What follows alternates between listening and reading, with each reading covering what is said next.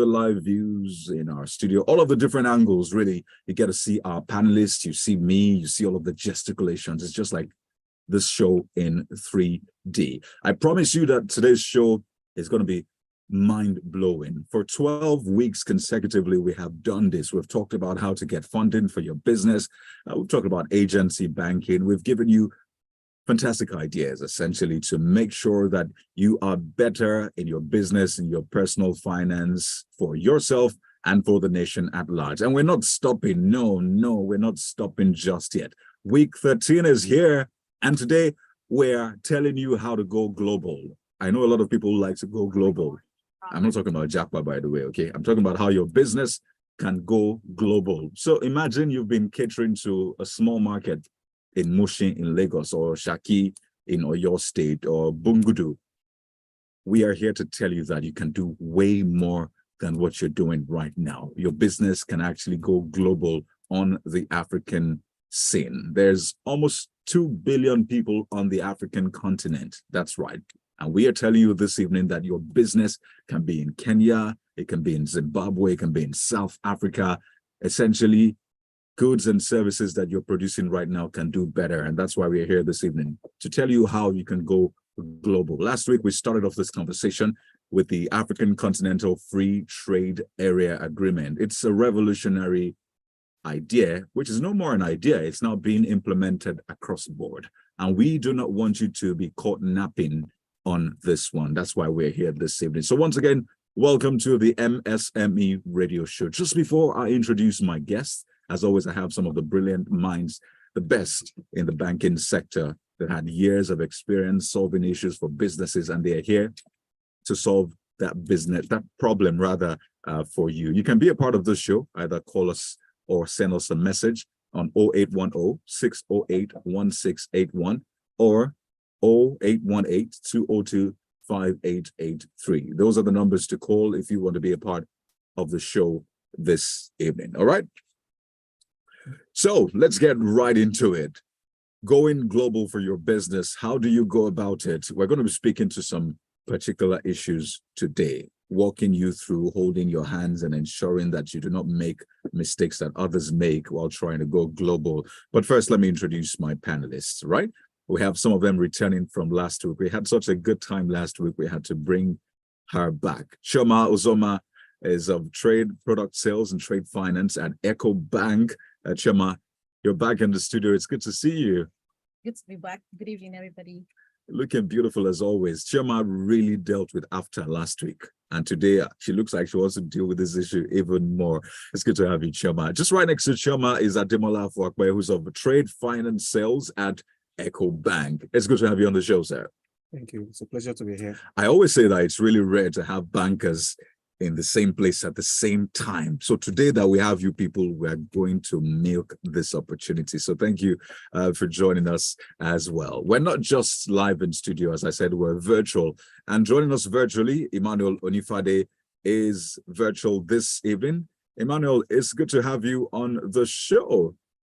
Good evening, everybody.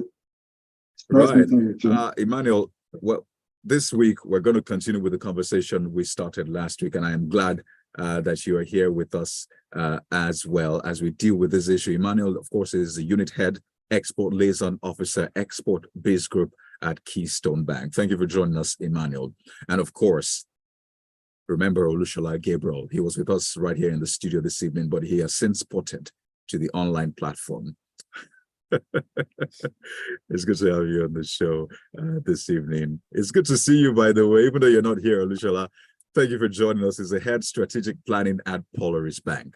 Good evening. Yeah, thank you, Kayode. Good evening, Nigeria. Thank you for having me. All right. So we have formed a quorum, as I say, in parliamentary terms. So let's get right into it. How can your business go global? Stay right here with us as we get into the meat of the conversation. But just before we talk about the practicals, let us break down the African Continental Free Trade Area Agreement just one more time. I know we talked about this last week, but there are people who are just joining us for the first time, and they're hearing this and they're like, hey, they've come again with all of this long English. Chioma, you bailed us out last time.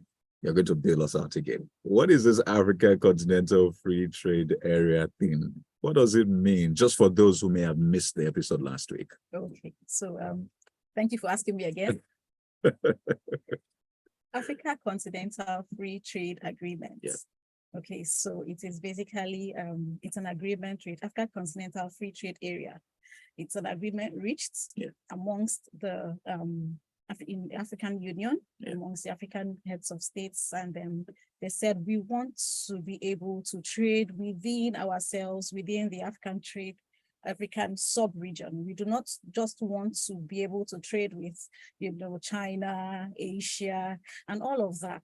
How about we look inwards, look at what we can do for ourselves, find out those, economies of scales that we can take advantage of amongst ourselves, and begin to, we call Africa for a reason. Yeah. We are like one people, even though we have our different unique ethnicities and all of that. However, we need to be able to improve within the sub-region economically. We need to build our manufacturing capacity.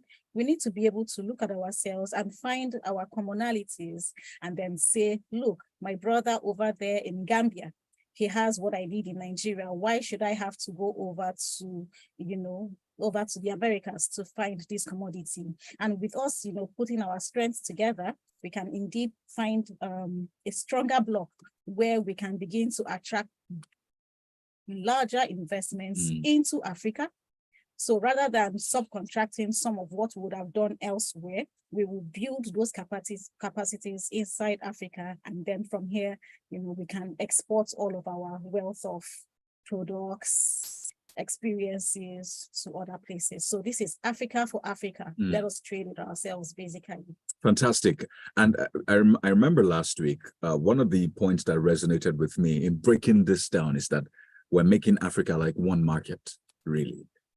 Gone are those days where you see Nigeria as one market, Ghana as another market, South Africa as another market, and you're thinking, how do I break into these markets? 2 different or 3 different countries, but with Africa is just one market. So picture how you can go to a co-market, right? And you have all of those things available to you. You don't have to go elsewhere to get what you need. Africa is that eco market. All of the countries are just like different stores, okay, in eco market. So that's what AFTA is. And thank you, Chairman, again for bailing us out. Maybe we'll come to you next week to bail us out as usual. All right, so let's get into this. How then, now that we know what AFTA is about, how then can your business, whether it is a micro business or whether it is nano, there are different classifications, whether it is medium, whether it is small, whatever business you are into, how can you harness the potentials, the opportunities in AFTA to grow? That is what we will be talking about this evening. So please pay all of the attention you can, okay? It is free for you, and you can ask questions, as I said earlier on, 0810-608-1681 or 0818-202-5883. Ademola, I'm going to start with you. We know what AFTA is now. It is essentially one market, but there are businesses out there who have lots of questions on their minds. How can they play in this AFTA? And those are some of the questions I'm going to be asking now. So there are potentials. Yes, we have said there are potentials, but as a business person, I like this idea, but I don't know what the first step for me to take is. So how do I begin to prepare myself as a business owner? Maybe I'm a shoemaker now. What do I need to start doing now to ensure that I am prepared to operate in that one market? What is that one thing you would advise a business to start with now? Thank you very much. Yeah. The objective of AFCFTA is to broaden trade in Africa, to deepen trade in Africa. It is expected that within a short time, income will increase, jobs will be created.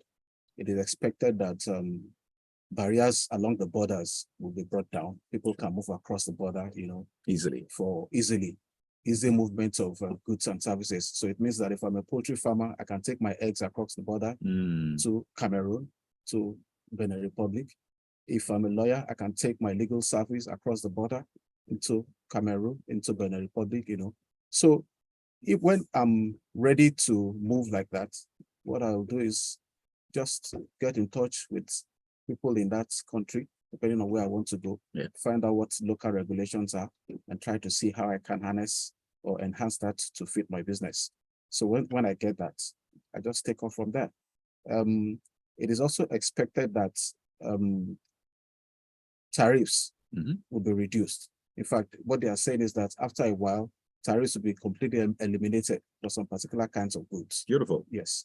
So all these are things that businessmen can, take advantage of and start to trade across borders.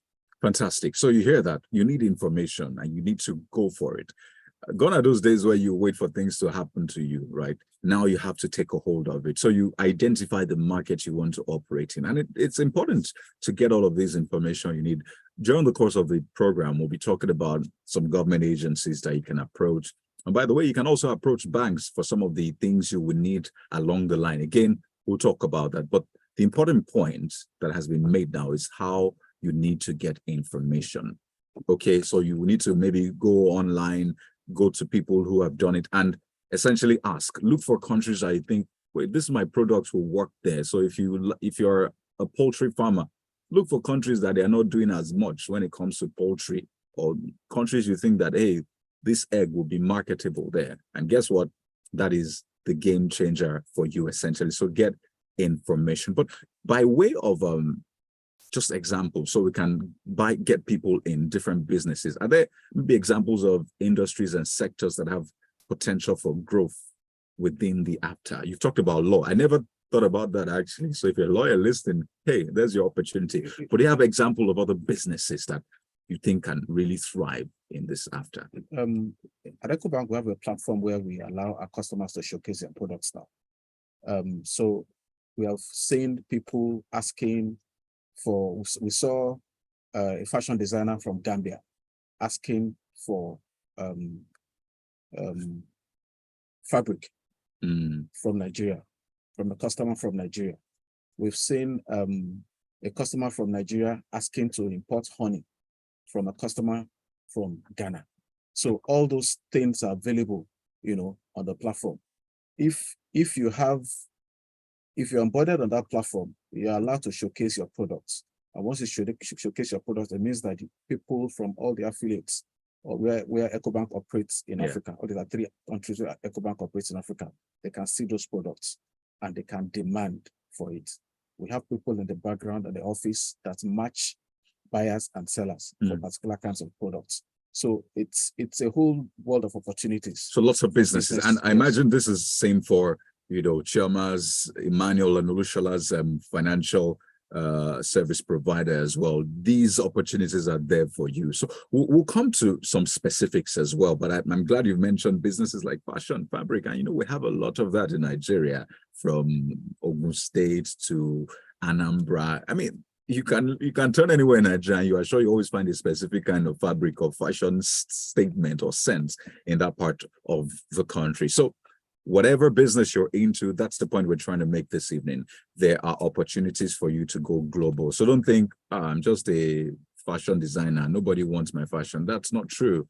That is what people need right now. Let me go over to Lushola now. And I want to talk about some things that people might come across during the course of their getting information and trying to expand into other markets. Again, as I said, if you're a business person, don't think small, okay? Think big. Think of how you can grow your business. Look for information. And there's this term that keeps coming up, Olushola, these rules of origin. I've seen that time and again. I know that there are a couple of things that are still, the people will be learning along the way, but these rules of origin, please define it to us. And if you're a business listening right now, please pay attention to these rules of origin matter, because you might come across it and it will do you good. Olushola, help us out, please. Okay. Yeah, thank you, Kaede. The objective of AFTA is for African member states to trade within themselves.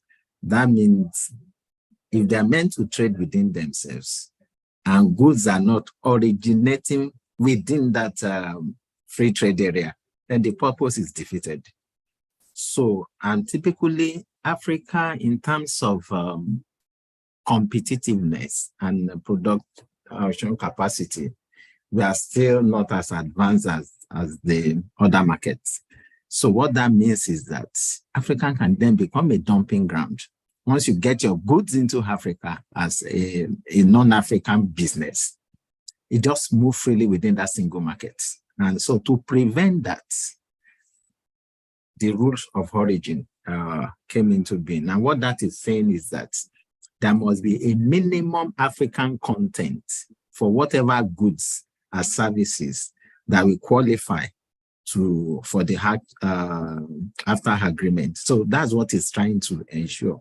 Minimum African content. I know of some particular companies that I think there's in some French companies in readiness to take the benefit of AfTA, and given the restrictions that the rule of origin brings in, they start shipping their production line from France, somewhere in Paris, to Dakar, Senegal.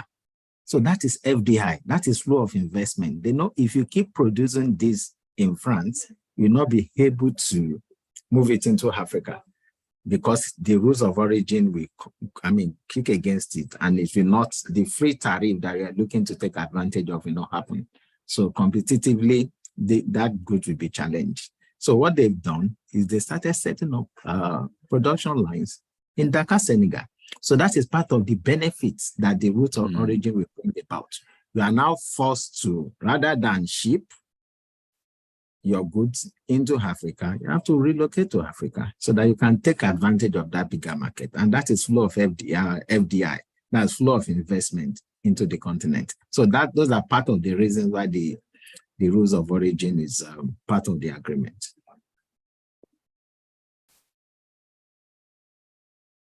And thank you very much, Olushola, for that one. And it takes me to the next point about partnership, because as a small business, yes, you need to think big, quite all right. But there's some heavy things you need a bigger source of funding or, infrastructure to lift, okay?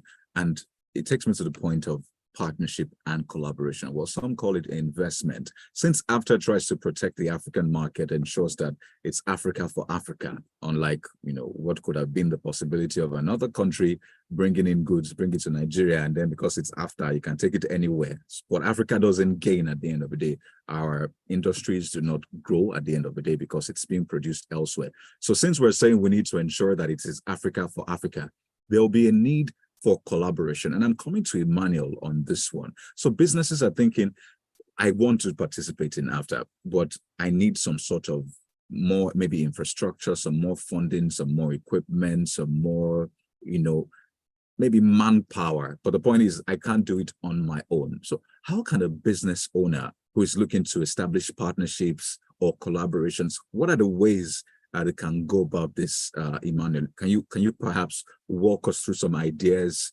to engage to ensure that you're able to partner maybe with other businesses in Nigeria or outside Nigeria to participate effectively in AfTA?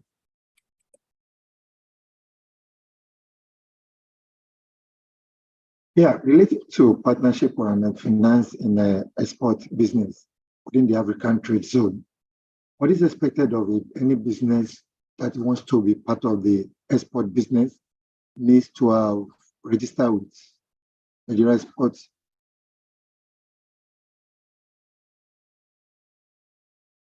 Okay. Looks like we're having issues with the connection with Emmanuel, but it was talking about being registered with the Nigeria Export Promotion Council. That is important. I mentioned earlier that I will be telling you some of the government agencies that you need to have as your friend. Literally, you need to have them at your fingertips, because they will help you in this process. One of them, in fact, one of the major ones, is the Nigeria Export Promotion Council, and they have like the mandate to ensure that this works for businesses. Am I right? Please tell me if I'm wrong on this one. You're right. So NEPC, yeah, for short. So basically it's Export Promotion Council. So their focus is to grow exports, non-oil exports, basically, essentially, and all that. So the first port of call for someone who is ready and willing to go into the export business is to get registered with NEPC. And there are several forums that NEPC has, time and time again, to get exporters together, equip them with knowledge, necessary knowledge that they require, give them direction where they need to go, educate them on their rights and, all of the advantages that they will accrue as registered exporters. So that is the first thing anybody will be required to do, get in touch with NEPC to start.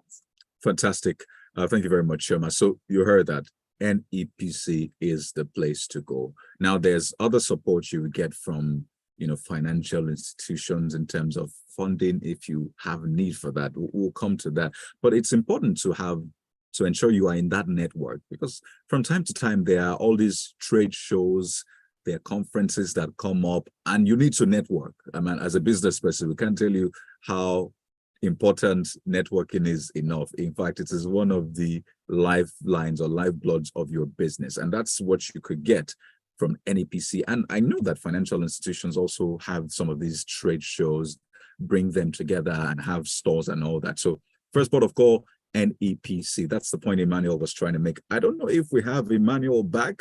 Emmanuel, are you back so you can make the point you were making about partnerships? Let's go ahead. Yes. Can you hear me now, please? Yes, we can. Yeah, thanks.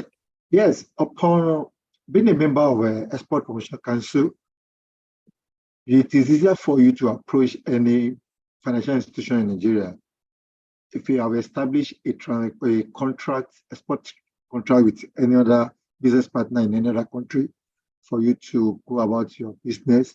So if you need source of funding, which it depends on what you need, it might be from the beginning of gathering this agricultural product, gathering the goods together in a warehouse, or if it is just the logistics you needed money for, you have it already, just for you to just export, ship it out of Nigeria, which is much more easier for you. So you can partner with any bank for them to assist you in getting it done. And the moment you are part of it, or if you think you can't do it, you can only supply just the agricultural products, you can process further, and you have a business partner within Nigeria that is more have that facility in place, that you can easily process the commodity further to make it much more valuable, with added value, so that it will hand you more income at the end of the day for the export proceeds at the end of the day. So it's much easier for you to collaborate with that partner within Nigeria before you export such to the end user as an importer in another country. So, and if that is in place, because for you to have established a export contract, that means you must have no regulator requirement relating to that particular country and what is expected from them. Then you work through the Nigerian regulators too and the custom services, so that you won't have any back forth on that transaction. So it will be a smooth ride through this African trade zone portal. So that is where it goes.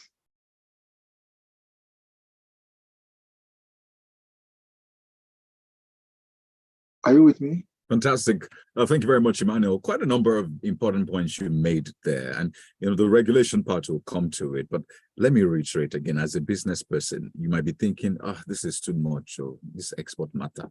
Let me just stay in this Moshi market and just be managing and believing God. But do not let this discourage you, because you have a lot of help available to you. And, there's a saying where I'm from that it's only children that raise their hands that say, carry me, that will be carried. So if you do not make a move, if you do not try to find the information you need, if you not try to, access all of those things that are already available, then you will just stay there where you are. And let me tell you this, there are lots of businesses that have been able to break out of their market. And I tell you, that is the secret to sustainability, okay? That is a secret to your business lasting for years to come. So if that's the vision you have for your business, then this is the right place to be. Let me come to Ademola, and I'd like to speak to, now that we talk about export, there has to be movement of goods, right? I don't know if there's any technology that you just drop your goods and then it will just disappear and you will just export it. Then you need to go through that process. And that's something that usually discourages people. And we know that time and again, people have had stories to tell how they try to export their product and they had issues. But now it's within Africa. There's a different kind of rule that operates with the AFTA. So I imagine it's easier. So can you perhaps speak to us about, issues of supply chain, how they can how I can get my products around. How does AFTA make it easy for me to export my products? Okay. In terms of transportation, I think there's a lot of work that still needs to be done. Though what AFCA is actually talking about right now is to make the borders free, let there be free movement. All those barriers, all those legislation documents that you need to get to move your goods, let them take them off so that people can, move freely across the borders. That's what they're talking about now. In terms of infrastructure, I think there's still a challenge, and I think our leaders still need to work a lot on that. I need to see maybe a rail line moving from Cairo to Johannesburg, from Lagos to Gambia, Banjul, from Algiers to maybe Cairo, maybe a rail line, maybe a road network. They still need to do a lot in that aspect. Although things are working out, things are improving by the day. Just 2 days ago, I was reading about a woman in Rwanda. She's a coffee farmer, and she was talking about taking this advantage in Africa to export her coffee to Ghana. Prior to this, the coming of the agreement, she was not able to do any exports. Everything she produces was being sold in Rwanda and Kigali. But with this AFCA, she has been able to establish markets, in Ghana. She has customers there now. She's making a lot of money. She has not only improved herself, she's been able to create jobs. She's been able to increase income. It is believed that in a few years, the African Continental Free Trade Agreement will lead to about 30 million Africans being led out of poverty. It is believed that income will increase by about $450 million. Imagine the African Continental Free Trade Agreement. They said it's the largest in terms of number of countries that are involved, 55 African countries that has about 1.3 billion people, with a gross domestic product of about $3.4 trillion in dollars. So the opportunity is so enormous. It's so enormous. We just need to tap into it and then see how we can, take advantage of the opportunities and grow business in Africa. There you go. So those are, if that doesn't get you excited, I wonder, you're a very hard person to please. But that is major, really. And we're due for a break now. When we return, we're talking about what has been described as the bicycle for evangelism, money. Okay, all of these things we're talking about needs funding. I want to grow my business. I want to do this. I want to do that. You need financing as a business. And we have the people that have the money. Okay, we have captured them in the studio. They'll be talking us through the process of getting finance, particularly to expand your business. So don't go anywhere. Stay with us. This is still the Financial Literacy and Public Enlightenment Radio Show, brought to you by the Bankers Committee. I still have Choma here, Ademola, Emmanuel, and Olushola, all of them from some of the biggest financial institutions in the world. And they'll be telling us more about accessing funding to leverage on AFTA. Please stay with us.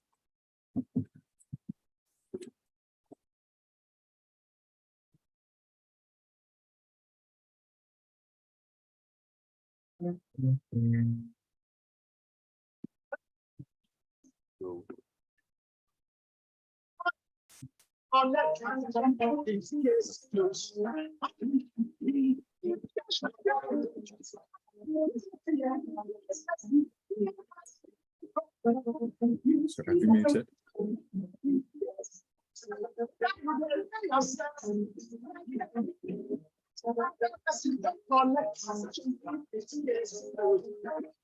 Central Bank of Nigeria don't announce change of currency. Make we no panic. Whether you want pay or you collect money, different answers will go. In case cash no dey available, this mobile app, internet banking, ATM, POS, USSD, QR code, e-Naira, and others then take do your transaction.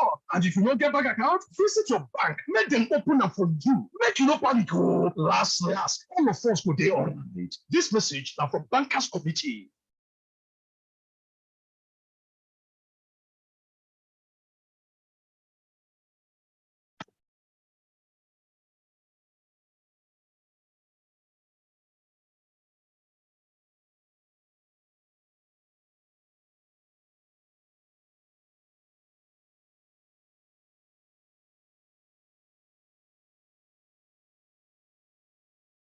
Welcome back to the biggest show on radio. I just call it the most profitable show on radio right now. And I tell you, the last 30 minutes have been quite refreshing, really. We talk about capturing the market here in Nigeria, how to do better for your business here at home, but we don't quite touch about going global, taking your business out of this market and ensuring that more people have access to it outside of your geographical area. And that is what we're talking about this evening. It's a very vital information that, or like I say, vital set of information we're giving you this evening.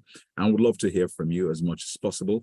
So call us up now on 0810-608-1681 or 0818-202-5883. If you have questions about this Africa Continental Free Trade Area, this big words we're talking about, how can my business do more than it is doing right now? If you have questions, comments, something you need help with, we are here for you. So take advantage of this.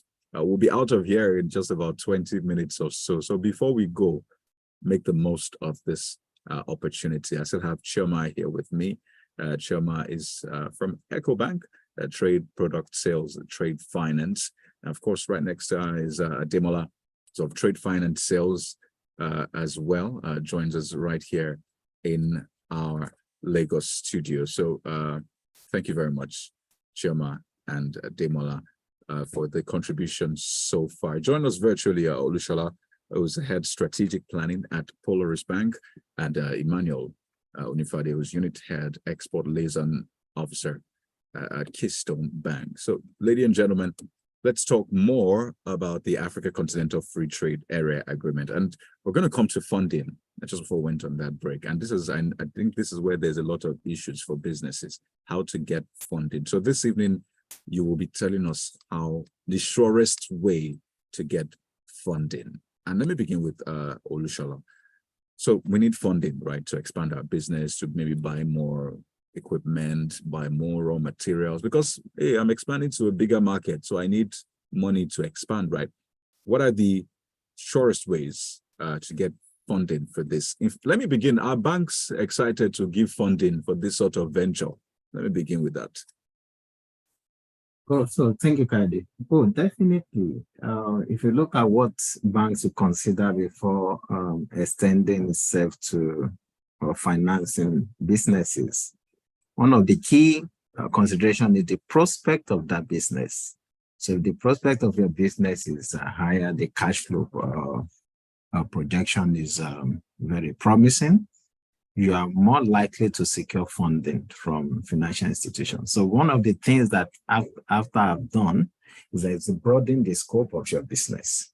So the appetite for banks for your business will most likely be higher with after than without after. So definitely enhances your access to funding. And there are different types of funding. That is funding in terms of debt. In terms of equity funding, one of the things you will see particularly for equity investors is that you can now even push for opportunities outside of your immediate locality. For example, you could see equity investors looking at businesses out of Ghana, Nigerian based investors looking for opportunities outside of your local market. So you actually essentially looking at the whole of the continent as against just looking at your immediate national boundaries. So that is in terms of funding. So if you're looking for that debt, it enhances your capacity to access that. If you're looking for equity, you could come in from the. So what that means is that it has widened the scope of play for businesses in terms of access to finance. Fantastic. I love the angle you bring in. So the fact that you can do business without borders also means you can get funding without borders, right? I think that's like one of the most important points you were trying to make. Am I correct, Olushola? Yes. In addition to that, one of what after is trying. I mean, Olushola, can you hear me? Hello. Yes, I can hear you. Okay, please go ahead. Am I correct? Yes, I said, yes, very correct. I'm saying that one of the things that after is how to promote is take up barriers to trade, enhance the flow of capital, the flow of labor, all those factors of production, labor, capital, enhance the flow within the continent. So if that objective is achieved, automatically the access to funding is enhanced. So it's a positive for business. Okay. Well, thank you very much. Let me come to Emmanuel now. So there are different financing options. There's loans, which you get from banks. There are also grants, which you get from other institutions, donor agencies, and the rest. There's venture capital, crowdfunding, and the rest. If you were to advise a business person who is listening now on the best option to go for when it comes to funding. Oh, by the way, there are also other bodies. There's financial institutions, the government programs, initiatives supporting business growth and development. What would be your advice to a small business, for example, that is looking for funding? Emmanuel, please. Yeah, thanks. Relating to the funding, it depends on the customer. If a customer is starting from scratch, that is from the beginning, and the person can source for the commodities, or wants to produce on his own and need the financial support from the financial institution, the person just needs to come up with his own proposal relating to the product he wants to produce. If it is a producing company, or if it is a service company, what are the services you want to render to or to other business owners that are into exports? That's where you want to come in. And if you are the one that are dealing with agricultural products, you want to go and buy the commodities from the farmers. So that means you have source for the farmers where you have the markets where you want to purchase those goods. So you cannot approach the bank that this is my business proposal. This is what I want to do. And this is my business contract related to the importer, that is, I want to sell to in other country. And I need your support relating to this finance. Fine. The bank will say, what is your own contribution towards that? Because you cannot just come and say you need 100% financing from them. They need your commitment. And the moment you put your commitment is, yes, I have 20%. It depends on the nature of the business, that this is what I have. Then they will be ready to give you the 80%. The 80% might not come at once, to come in tranches. So as you are buying the goods, assuming you've collected the goods from your own supplier to the warehouse, as it is received and it is confirmed at the warehouse that this is the cost or the price of that particular good supply that you have received, then the bank will release the fund to that figure to your suppliers. So with that, you are relieved.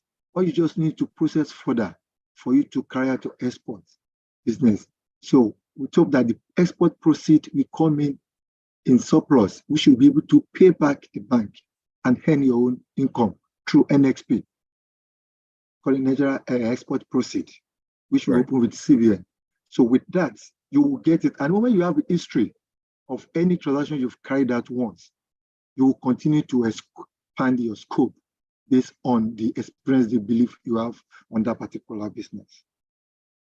Thank you very much, Emmanuel. So let's expand this conversation. So funding, yes, banks are available. There are other forms of funding as well. So I know a lot of people always say funding is a challenge, but maybe not a challenge anymore, because there are different ways to go about it. They always say where there's a will, there is a way. So if you're listening to us right now, do not let funding hold you back, okay? Be creative with these things, okay? Funding is not coming from the conventional ways, the other ways. You just need to be creative. That's what sets businesses apart, creativity in sourcing for that much needed funds. It doesn't have to be even money, but that's a conversation for another day. In fact, you can go over to smegrowth.ng right now, and you get access to one of our previous conversations on funding, okay? We've talked about funding a whole lot, how you can be creative in accessing funds. So do not let funding hold you back. If your business is that important, if you trust that your businesses or your goods, services, if you know that they are that good, then funding will be chasing you, not you chasing funding. You have to be creative. But I want to talk about ensuring quality and safety, as well as understanding your markets, the markets you're going to operate in, because these things are crucial. You can think your business is good. I'm talking about your goods and services. You can think it is the best thing since sliced bread and plantain. But then you get to the market and you realize, wait a minute, oh, it's different. First, in terms of the quality control, different countries have the kind of quality they want. They have their specifications. And in terms of what the market, the local market wants, I mean, people might love fufu here, but in that place, is maybe not fufu they love. They probably love fufu that has butter in it and all of that. So, Chioma, let us talk about these issues. Let's try and string them together. How do you, is there information available? How can a business ensure that first I'm meeting the right quality and I understand the market I'm going to appropriately? All right. So, businesses do not operate in a vacuum. Yeah. And Nigeria, we are very regulated. And, with AFCA, that our agencies are, up there with regulations and standards and all that. And so we have NAFDAC, which is in place for food, drugs, to ensure that our quality for consumption within Nigeria and even outside is up to par. We have the Standards Organization of Nigeria doing their thing as well. And then within I have mentioned NEPC previously. NEPC has, a whole lot of information concerning standards that you are required to meet from country to country. So this information is out there. So what the local person needs to do is to get in touch, with the resources from any of these organizations and find out what it is that is obtainable in those places. We have the pre-shipment agents here in Nigeria. We have the quality assurance people here in Nigeria too. And the other countries to have their own quality assurance bodies that ensure that, okay, these are the specifications that we require to come into our country per time. So for someone in here, you don't just go in, blindly with your commodities, with your products, and hope and wish that, you'll get the best out of it. Some people have done that by themselves and got their fingers burnt. Oh, yeah. They did not receive monies because they have taken out qualities that did not meet specification. And so what the person who is in Nigeria has to do, my advice is, don't try to circumvent regulation. It's there for your safety. Please, let's say that again. Don't try to circumvent regulation. It's there for your safety. All of these regulations are there to help us meet up with international standards. And for goodness sake, we want our image out there to be, shining, that we have good products and our products are acceptable wherever we export them to. And this is why those policies and standards are in place. And so when we have a lot of exporters who go through the process and their goods get out there and they compete favorably with, whatever products are out there. So, my advice is that everybody should just get in touch with the relevant agencies for whatever products that we have, and then get the information, get equipped. It's available. Don't say it's not available. They are available. You just need to look and you just need to ask the right questions. And sometimes you may feel like maybe these agencies are far away. The financial institutions around you will have these informations and they'll be able to provide you with the nearest information resource that can help you to manufacture products, package your services in a way that are acceptable, out there. Fantastic point, Chioma. I know a lot of businesses like to say, I am importer, exporter. It doesn't come just like that, really. There's a work that needs to be done. Yeah. But the good thing is it's not impossible, because there are lots of businesses that they've done that work and they're enjoying. So they can Yes, happily say definitely. importer, exporter. So you need to ensure that you go through regulation. And I love the point you made. They're there to protect you. So do not circumvent those regulations. That is what you will show in those countries that CO, NAFDAC has approved me, SON has approved me. And I tell you this, Nigeria is loved out there. A lot of people that I have met that are from outside the country will always marvel when they see Nigerians. So if they can love Nigerians, imagine how much they will love Nigerian products. But there are stages you need to pass through. And it takes me to the other side of the question, and I'll come to Ademola on this one, understanding the local market you're going to be operating in, because there are different nuances in those markets. So what is the way to go? How do you go about understanding that market? We've talked about getting information, but let's even break it down the more. How can a business know the market he or she, I said he or she for the business, wants to operate better? It's important that we know the markets that we are going into. Without adequate knowledge, it will be very difficult. I know that a lot of these Chamber of Commerce, they provide a lot of information on these markets in other places. I've attended a few of these fora where the Chamber of Commerce, did exhibitions and people came in to ask, what is obtainable in Ghana, what is obtainable in Cameroon, what is obtainable here. They ask about regulations, they ask about how things are done, how businesses are set up, what you need to get to set business up. So when we want to go, when we've decided that, okay, this is the country in which I want to operate, this is a country in which I want to invest in, this is a country that I want to move my products to, it is important to get as much information as possible from the Chamber of Commerce, on that particular country and how you can set up from there.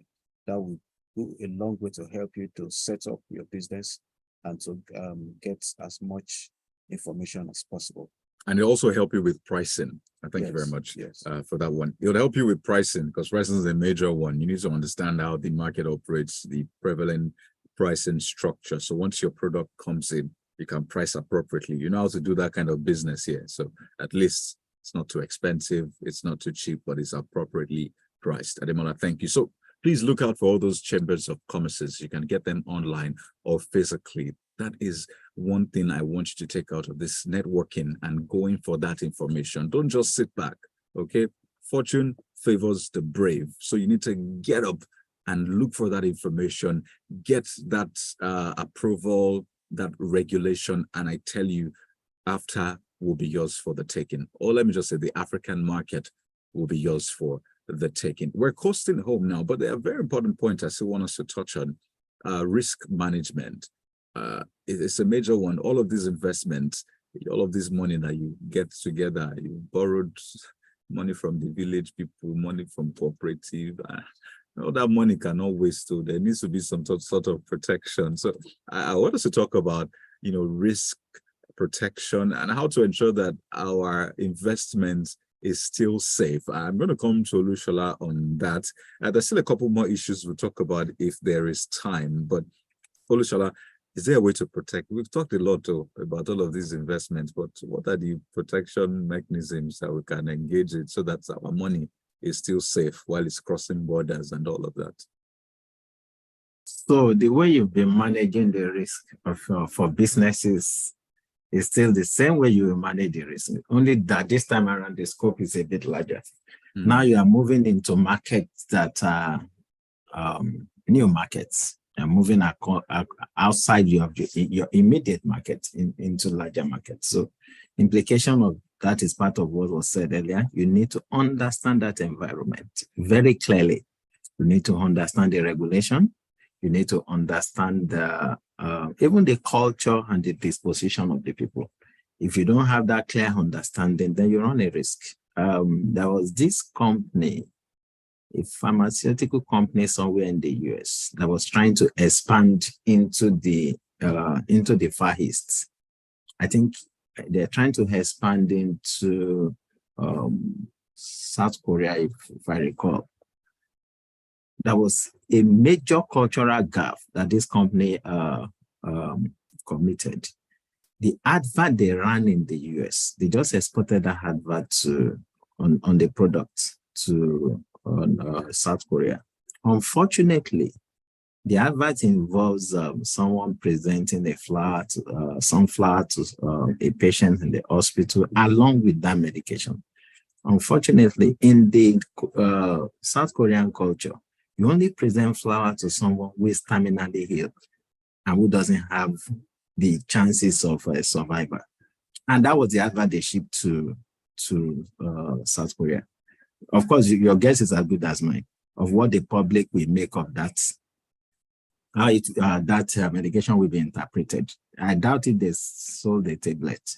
So what I'm trying to say is that it's just very critical you understand the culture of the market you are going into, the regulations, the laws, in addition to what plays out in your own environment. Then another critical issue will be that of logistics. Thank you very much. I mean, that illustration really hits home, and it just makes that point time and again. But, you know, risk management, as I said, it's important for it to be a culture, something you've been doing before, and you can reach out to any of the institutions for that one. There are lots of packages available. Again, the point has been made, getting the right information and the right kind of people to assist you along the way. I'm going to come to Emmanuel now as we wind down on this, and we've talked about the good sides of this, how you can, you know, maximize after the Africa Continental Free Trade Area. We talked about some of those risks, but if you are to speak to a business now that is still a bit skeptical about this whole process, still thinking this after thing, will it work, will it not work, what would you tell that business person to this evening as we wind down, Emmanuel? I'd like you to speak to that small business owner who's still a bit skeptical about after. What would you be telling them? Yeah, thanks. What they need is a word of encouragement relating to their business. And so far, they're already into the business operating within Nigerian cycle, but they want to expand their scope to other countries, or just need to get into the program, understand the terrain, and then try to know what is obtainable at the importer's country, just as stated by Olushola. At the moment you know the standard required, the minimum requirement standards expected from that country on that particular product, then you are good to go. Just make sure you meet the standard expected of you based on the contract, business contract documents, and you didn't deviate from it, and you go by the way it is expected of you to do it. So the moment you get that one done, and then your goods is received at the other end, you will expect your fund. So why it is passed through the normal channel, not behind the door. If you go behind the door, you might find it difficult to get your export process back. So it's a good business to go with. Please, I encourage them to partake and be a benefactor of this particular group. All right. So you heard that. That's an encouragement from Emmanuel. And let me just add that these financial institutions that you've listened to speak this evening have support for you as well. So don't be shy. They're on social media, they're online, they are physical as well. So if you need help, go over to these financial institutions. Thankfully, the Bankers Committee brings all of them together under an umbrella. And that's why we're doing this show for you, to ensure that you are not without help. Okay, help can be there, and if you don't hear about the help, you will not know there's help. But this evening, we're telling you there is help in terms of funding and even way more than that. So don't be shy, don't be a stranger, engage. All right. I'd like to thank you so much for being a part of the show this evening. We have to run right now. We have news at the top of the hour, but let me thank my guest. It's been an amazing ride for 13 weeks.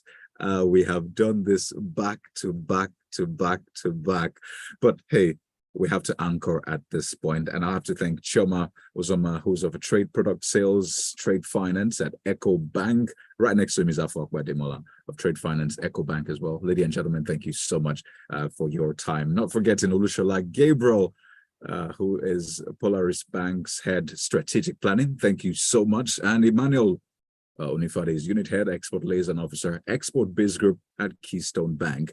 Gentlemen, it has been an absolute pleasure having you on the show. I hope to have you again, right? Thank you for having me.